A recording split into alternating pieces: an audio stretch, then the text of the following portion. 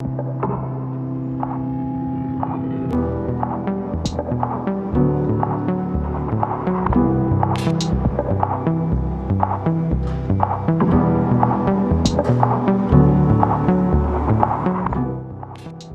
сказать, наукой я начал заниматься еще в студенчестве, так как в нашем институте, на нашем отделении, любая дипломная – это небольшая научная работа.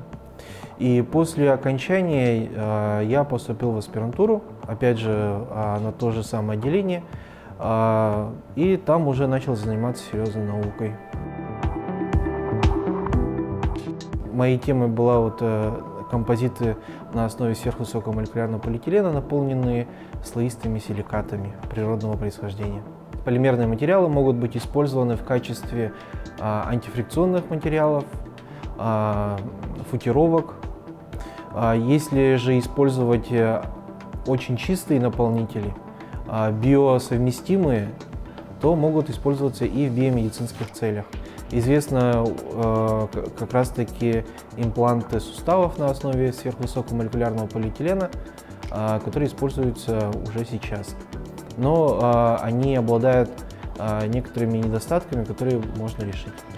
Я продолжаю заниматься этой темой, то есть сверхвысоким молекулярным полиэтиленом, наполняя опять же слоистыми силикатами, но используя различные технологические приемы для улучшения свойств наполнителя и конечного продукта, то есть композита.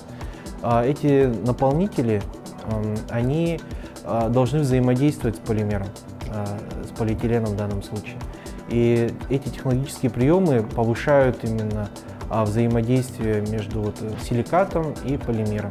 Тем самым улучшается ряд свойств, например, такие как износостойкость, прочность и так далее.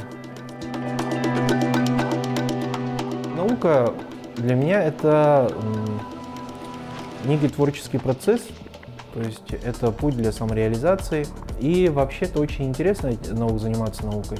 А заниматься наукой нужно, чтобы оставить после себя след, потому что если ты опубликовался, то твои результаты все равно будут кто-то использовать, и кто-то будет основывать свою работу в будущем.